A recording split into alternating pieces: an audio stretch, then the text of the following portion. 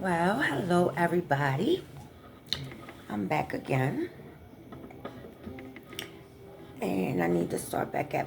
Well, first I want to say that before I left York Road, before we got set out up there, I um I got emancipated so that I could get my own money and get a place for us, because the person that was getting the check for us would just buy her a couple outfits and a little pair of poker seeds, and give me nothing.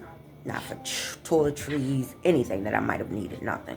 So I went down there and told them this, and that's when they allowed me to. So once I left there, I was okay as far as being an adult at the time. So, so like I said, we winded up out Amberwood in Sedonia, me and my daughter, and my mother was in one building, my cousin and my homegirl. They in one building, I'm down the street. So at this point in time, the guy I was going, dealing with, we had went to the Bahamas and all of that kind of stuff, and a couple of other couples. And then a few days after that, no, him and I, we broke up because he could not focus, he couldn't be attentive or none of that. But we the best of friends, so it's all gravy. And his cousin, that was the first girl I met that was real, kept it 100, all of that. Rest in peace, Tonya Barfield. Love you, baby. And it was crazy. So we weren't, messing with each other no more. So it was a guy that was being out there in the neighborhood area, and he liked me, so we started talking, kicking it, and blah blah blah. So I'm dealing with him or whatever. So time go on, and me and the girl that I was hanging with at the time, she and I think her boyfriend and his homeboy, they went to we went up to outlets for shopping. And so that particular day, so the guy had walked into my door, helped me with my bags.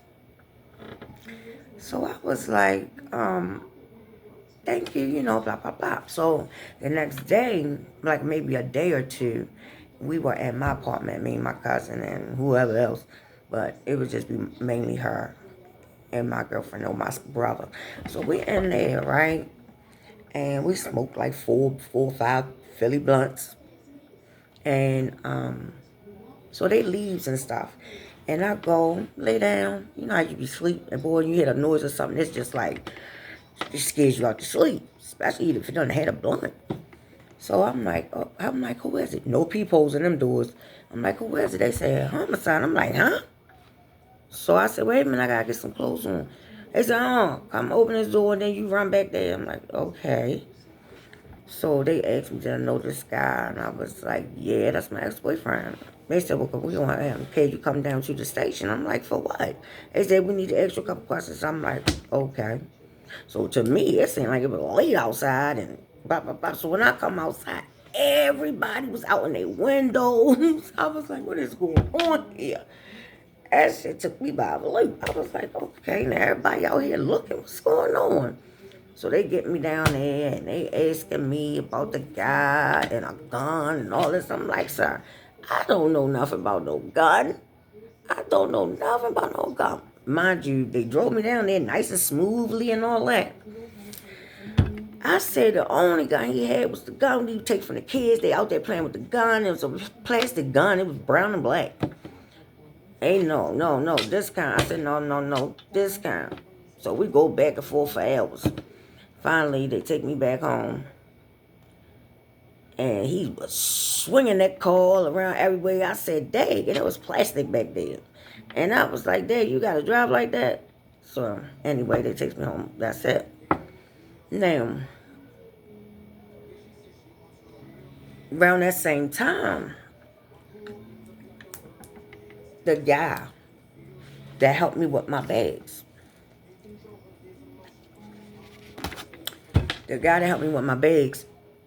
from the outlets, when we went to the outlets, he walked into my door with my bags, helped me with my bags, so I go in the house, blah, blah, blah. So I guess about a day or two or something after that, the guy winds up back at my door with another dude that's trying to get me. to get back at somebody. So I'm like, wow. Anyway, the girl I was hanging with, her boyfriend called me. And he asked me, could I get out the house? And I was like, no, it's only one way in, one way out. He was like, it's a dude outside trying to come kill you and shit. I'm like, what? He's like, yeah. Told me the guy was out there with him. And I was like, oh, wow. Well, I guess I can hit this blunt. This how I gotta go. So the guy talked him down and stuff. And, he wound up leaving. So that was one thing. So after that, time go on. And it was, my release was coming up. And I was telling my girlfriend, I was like, I gotta find somewhere to move because my lease could already be up. She said, I know where I'm gonna take you at. So we end up on Martin Luther King and Pennsylvania Avenue. I'm like, yeah, that is cute. So we going there with the lady. And she's talking to me about the place and this, that, and the third. So when my girlfriend tried to ask her a question, she was like, I need to talk to her. I was like, what's wrong with this? So we just tripping off, side note, we just tripping. So I asked the lady one thing, and she was like, but we only got a 1-bedroom right now. I was like, that's fine, because I got a sofa bed. I got to get out there from where I'm at. I hated it out there.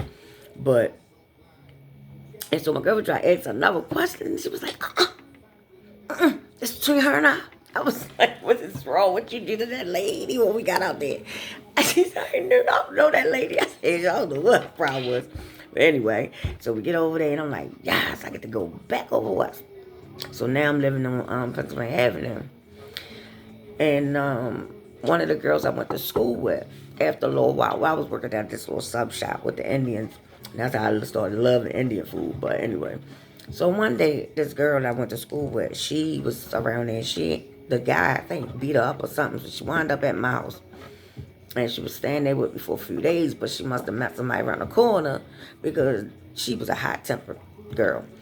And she met the guy around the corner, so she arguing with him out my window, breaking up my blinds. I was like, baby, you can't do that. I got a little girl in here. You got to go, girl. You got to go. And boy, time go on.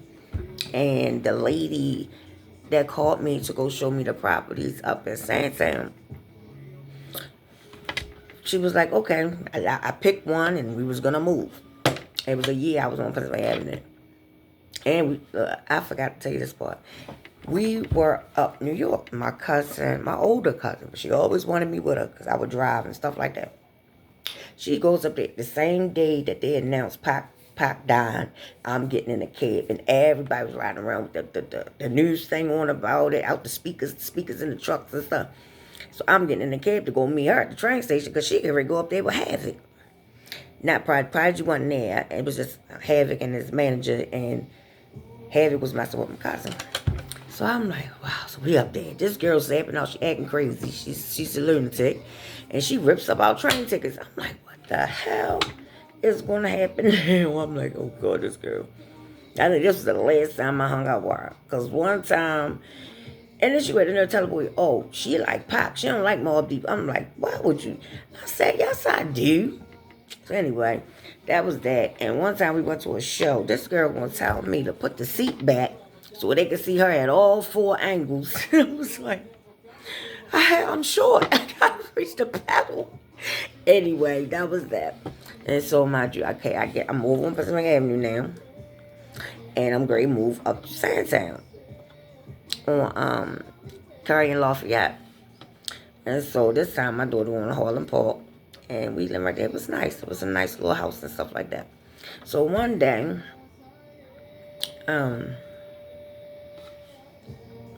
back at this time, my dad had bought me a car. I had a car. He had bought me a car.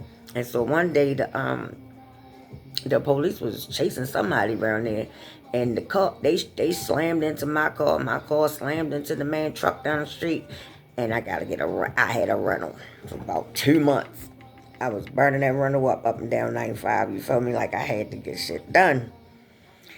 Batman, Superman, Carrie Landval. You're welcome. But yeah, so that's my sister number one called me and was like, "You want to go to Miami?" I'm like, "Yeah, heck yeah." It was my birthday weekend, Memorial Day weekend. It was in '98. And so I was leaving from Baltimore by myself. Her girlfriend was leaving by herself from Jersey, and my sister was leaving from South Carolina. And why I went to Miami with $20 in my pocket? I think $20 in my pocket because my boyfriend wasn't there to give me any money for me to go wait for my birthday, and I wasn't gonna take it. He wasn't there to give it to you, so I wasn't gonna take it. It was there. It was in my house. But I wasn't gonna take it. So he out some damn mall all the way out when I'm gonna get on the plane by myself for the first time. The other time I was with people. So that's what happened. My sister said, "Well, you ain't gonna need no money, girl. You know you don't have no problems with that. You a good son." And I'm like, "Okay, I hope." We didn't get to the hotel good for somebody was hollering. I told him the story and he gave me 500. She said, "I told you." I said, "Well, goddamn." Anyway, so that was the blast that night. So we going into Club Amnesia.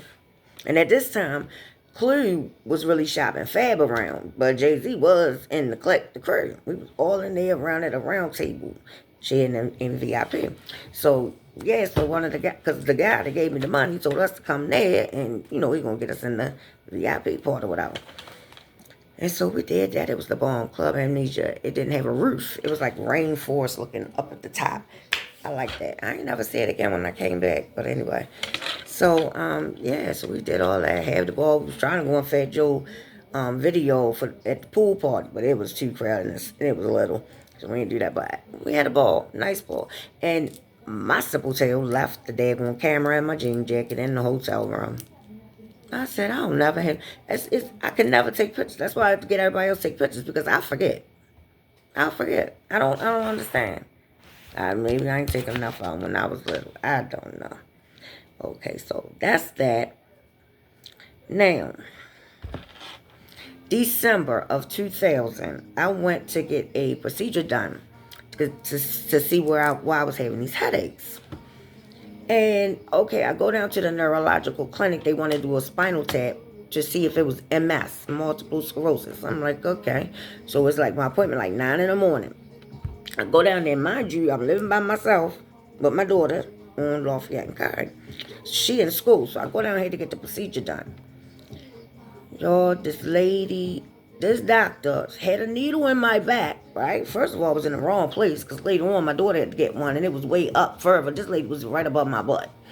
And so she stuck the needle in there and she must have gnawed it out. She must have gnawed it out because she was hitting all nerves and I screamed so loud. People was hollering, "What's wrong? Who did that?" And it scared her. She yanked the shit back out my back, like just yanked it. So I'm like, oh my God. So she just left me there. Yanked it on my back and just left me there. So it was about an hour. I'm telling you, about an hour. The girl came past and said, "Oh, Miss Smith, you can leave. You shouldn't have any symptoms because she didn't get the fluid." So I'm like, okay. I walked down the steps to go outside their door, and I felt a sharp ting go down my side, like a sharp ting light. And I said, "Oh, well," she said I shouldn't have no symptoms and nothing because she didn't get the fluid. So I go back home, which wasn't far. I was on Packer Street. It was a University Neurological Clinic. So I go home and I just lay back down because it's still in the morning. And I went to try to turn over and I couldn't move. I could not move. I wound up calling my mom to come because my daughter, and I said, I gotta get in the ambulance. So they had to put me in a chair. It was like a orange, looked like one of them lawn type chairs, but it was a sit-up one. And they had to force me to sit back so they could tie me into the chair. I already couldn't move. That to me made it worse. But what am I gonna do? So I had to do that. And when I get there, I told them where I was that day and what happened, and they brought her over. She comes over with her boss or whatever, just looking at me, talking about who touched my back. Miss, nobody touched my back. I don't live with anyone. Nobody touched my back. So they just doing all that nonsense, and all I really want to do is get out the pain and figure out what's wrong. because I went in for headaches. Now I have a spinal injury. And okay, I was in therapy for a while, long time. And you tell me, am I lying if I'm going to pay for me to go to therapy? Like years? So anyway, I goes over to see a doctor in John Hopkins. And every time I went, I would tell them what happened and where I was. But because they asked. So John Hopkins wrote up, it was like a whole booklet for real, trying to make it seem like I'm crazy. I'm making up this pain and blah, blah, blah. Nobody must want to go against university or whatever at that time, because none of the lawyers did either. Because I got to one lawyer, I think it was 6, 7 years later, and he was going to take the case, and then he said statute of limitations ran out. I said, are you serious? Okay. So I dealt with that all my life. That was December of 2000. I had to go off one job, two different jobs, 2 times because of that pain that I get in my spine. And I wound up getting a TENS unit. And it's like, if you go to physical therapy, the electrodes they put on you, it's like a mini size one. So I have to put that on at night all the time. And nobody's ever been held responsible for that. And we're 25 years later, and I'm still dealing with the same thing. And come to find out, I found out later, herniated disc. They didn't even want to tell me. Herniated disc, can't nothing be done. You can't put no more needles in my back. So when I had my son later on, I couldn't even get medication then because they can't put no needles in my back anymore. It's in my chart. But that was the worst thing ever. So then, this time, I'm getting ready to move. I'm taking my daughter out the city. So, my mother's like, you're going to leave no rent to go pay rent? And I was like, yeah. For peace of mind, yeah, I will. So, that's what I did. So, we wound up out Howard County. Then, I'm out there. This particular time, I'm off. Because, mind you, I had the injury. So, I moves in there. And time go on. And of course, this is 2001. It was good. The first place wasn't all that like hyped up like I got into the second time. So I'm like, okay, so this particular time coming around, it's 9/11. Boy, I hardtailed from work. I had a job at this time. I hardtailed from work. Couldn't get nobody on the phone. Everything was busy. Get my daughter. I got to get my daughter. And we got to go in the house and go look at the TV and see what's going on. So that's what I did. They told everybody they should stay at work. But I said, no, I got to get my child. So that's what I did. And that's what we did. Looked at the TV and watched all that stuff, man. It was the worst. And so one time at that same job, it was snowing real bad, and I got the pain where I barely could move. So it was snow outside too. I had to get in the ambulance to go to the hospital, but they never could really do anything. So that was that, and I had to leave my car at work. So somebody came out and helped me like shovel it out. Not me, but they shoveled it out so I can get the car home. And I had to leave that job after that while. Because I was out. But that was that. So time go on. I'm still not working at this time. And I was sitting in there, I was just praying to God, like I always do, asking him to bring me this kind of man, this type of man, and pop, pop, pop. And so one day, I went out with my girlfriend, like the day before this particular day, and I left my license in her purse. And I had to check the cash. So I was like, I got to run over here and try to catch her before she go to work. So as I'm riding around Drill Park, I could see in my mirrors that it was a guy. It was two guys in one car, and there was another guy in another car, and they both was trying to catch me at the light. And I was just like, look at these people. So the guy in the it was a Benz. He jumped in front of the guy, and he caught me at the light. And he was like, hey. I was like, ah. And he was asking me where I was going. I told him what I had to go do. He said, well, come over to the park when you finish. I'm like, at the park? What's going to be at the park? He said, no, we're just going to go sit up there and chill. I'm like, oh, okay. So I got like down the street or something. I said, I'm not going to get there before 4 o'clock.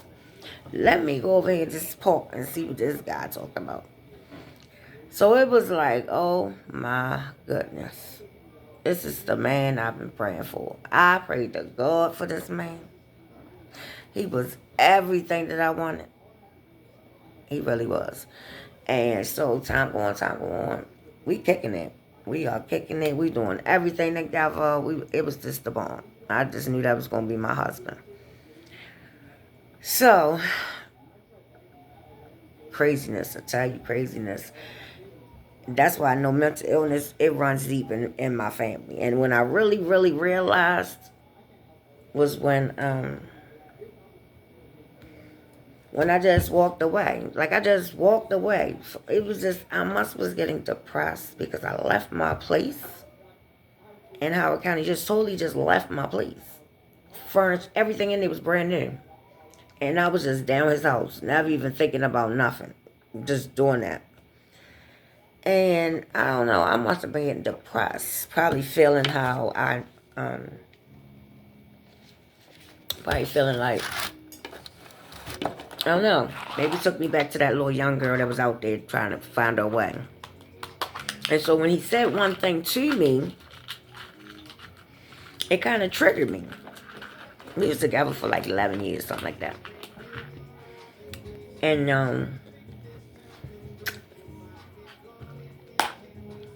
he didn't like the time I was coming in the house. And he was like he was telling me, you're not going to be in here being out there this time of night. So I'm like, okay, I'll be going tomorrow.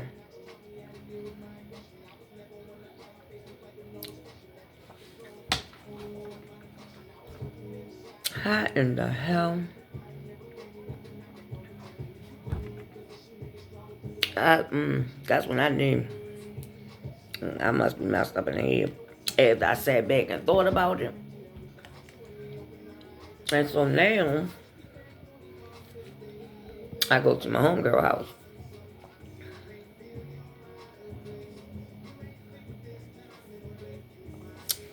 Everything's cool, But her girlfriend didn't like me, I guess, or whatever. So it got tense. So of course she switched up on me. I called him. I was like, can you come get me? All my stuff not fitting in my truck. He told me he wasn't coming out there. I was like, okay. So now, I go to my mother's house. She had a place at this time. She had a place and stuff. I wasn't even there 2 days. She drank. She zapped out on me too. She don't do them other two like that. I don't know. It wasn't even 2 days, so I had to leave there. Mind you, I had not lived on my own since I was 14. I always had my own place. So now, I'm at my own house one Sunday. In my mind, I'm in survival mode again. So I'm like, I asked my aunt, I said, I'm going to go to the bar to get a soda and stuff. And want something. So she said, bring me back a Pepsi. I'm like, okay. So I go down here and I'm like, I'm going down here to the bar by Amblewood because I know what goes on up there. Because in my mind, I'm like, okay, I'm in survival mode now. Yeah, I work and all that, but hey, great job, career. So I'm like, I gotta go up here and see who in this parking lot. I gotta get one of these little dudes to do some stuff for me or whatever. And he was the only guy there this particular day, which is my son's father. Okay? Mind you, I'm going up there, find somebody I can put under my wing and do some things right. So, I meet him. Now, he didn't even see my truck. So I knew he wasn't trying to holler because of that. Because I was parked over in the corner. And he was inside the bar. And so, we get to rapping and talking and blah, blah, blah. So he starts calling me. I'm at work.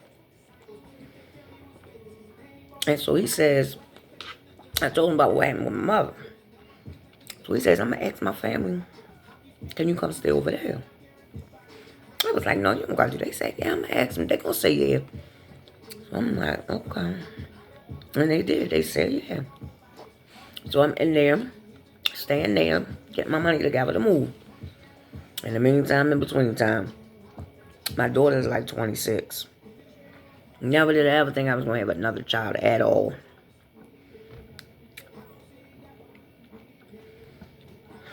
But anyway, I did. Got pregnant, had my son, and trying to work. He was younger than me, mind you. He was younger than me. And I was trying to help him. You know, he had been like incarcerated. So I was trying to help him, you know, get his little self on track or whatever. He just couldn't get it together. As far as keeping a job, going to do a school, skill, whatever have you. It just wasn't working for him. So I said, well, okay. Well, maybe I can just give him something to get right or something. He was like, he fucked that up. So I'm like, look, this is not me. I can't do this right here. And I tells him, like, yeah, I got to move on. You know what I'm saying? I got to move on. I don't have time for this. I don't have time for this kind of stuff right here. So, but he wasn't trying to hear that. He wasn't trying to hear it. He wasn't trying to hear it. And then my cousin was having a party. We was all going to be on a party bus one day. So this particular Friday, my mother said she was going to watch my baby, but she didn't answer the phone. So I asked him to come down there and watch him. And he did. He got there too quick, really, to say he was where he was saying he was at. So I'm like, that don't even seem right, for real, for real. But anyway, he comes. I wasn't paying no mind. I was in the bathroom fixing my hair. And my daughter said he looked strange, but I don't know because I didn't even see that part when he came in. So I'm like, okay. I'm in the bathroom. I asked him, could he go down the basement and get me a purse out this bag? So he did that. And she said when he came out the basement, he looked funny. But anyway, she leaves. Her and her girlfriend, they leaves. The baby sleep. And I'm in the bedroom. So he tried to come up behind me and rub up against me. And I'm like, no. You're not down here for that. I said, go in there with your son. And I said, plus I got a friend. Why do that? Why did I do that? He walked away so smoothly, like peaceful and all of that. So I'm still in the mirror fixing my little stuff up. And he comes and he just leans up against the panel of the wall. And I just realized he just standing there staring at me with his hands behind his back. So I'm like, what you got? What do you have? What do you have behind your back? And then I thought about it and was like, oh my God. I took off. And you know, on them houses on Bradford Street, it's one step up, one step down. You in the room. Bathroom, back room. This guy, I took off into my room, shut the door, locked it, looked in the drawer, seen it was gone, and I just got in the corner on the floor, just huddled. And he kicked the door, and the baby was right there. I could have reached up and touched my son if I needed to. He was that close to me. And this guy's probably like, if I got up, I would meet his face. This is how close he was. I started pleading like, you know what I'm saying? I'm like, no. What about the baby? What about the baby? I'm just trying to plead. I was like, no, I don't have no friend. He said, yes, you do, bitch. And he shot me in my head, right above my eye. And I felt my eye hanging. I felt it hanging. And I jumped straight up because he's over there stunned like, what am I do? What am I do? What am I do? I'm just gonna kill myself. I'm like, no, no, no, no. Go just run. I did not want to see this brains and shit. I wasn't trying to see that at all. You just run. Just run. I had to get him on my, like I'm on his side because he could keep shooting me for real. And right now I could see, breathe, and talk. And the blood just coming down my face. And the eye just hanging. So I'm like, just run, just run, just run. I gotta call an ambulance. I'm bleeding from my head. So I picks up my phone, which was downstairs. So he must have been going through my phone because the phone was downstairs on the little ottoman thing. So I picked the phone up. My daughter's already on the phone. And I'm like, hello. She like, hello. She's calling me, telling me she was on her way to the hospital because she just got this bad feeling in her chest. And I'm like, you gotta come get your brother. You gotta come get your brother. I was shot. She like, mine. And so so they balling back down there. And then my cousin was gonna pick me up for the party bus. And I called, he knew her before he knew me. So he kept telling me, tell her come in the house. I'm like, no, no, no, no, no. Mm-mm. So I called her after I got off the phone with my daughter, like, don't come, don't come, don't come, don't come. Because I don't know what he tried to spin that story into. But after that is when I called 911. And I felt like, I felt like I was ready to go out. But as soon as I sat on that thing, they was knocking. And I opened the door for them. And I heard my daughter running up on me. And I came out there and told my neighbor, my homeboy, get my baby, please get my baby out the house. And don't give him to nobody but my family. So now, I'm in the hospital.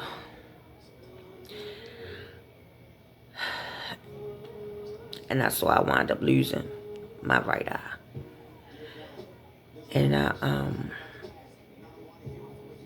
I wanted to finish this up today. I did. I really did. And I think that that's how I'm going to end it because I just wanted to get to the main points. One thing I want to say is for the young women or young girls out there that you find yourself in a toxic situation, just try not to escalate it. Try to de-escalate it because my homegirl with her mouth, the one that was in my window, Pennsylvania Avenue, her mouth got her killed. And I thank God. I could have been dead a few times out here for real. I gotta thank God because I knew I was here for a reason. And I knew I was meant to do something great, but I had all these roadblocks and I just kept climbing and climbing and climbing over top of it. Was never gonna stop. That was off the table for me. I couldn't do that. Every day I woke up all my life has been a battle for real because I was always under something where I had to rely on somebody else or some other program or whatever have you. And I'm ready to get from under there. I swear I am. I am ready to get from underneath of that. So when I wake up in the morning, I can be like, whew, this is what peace feel like.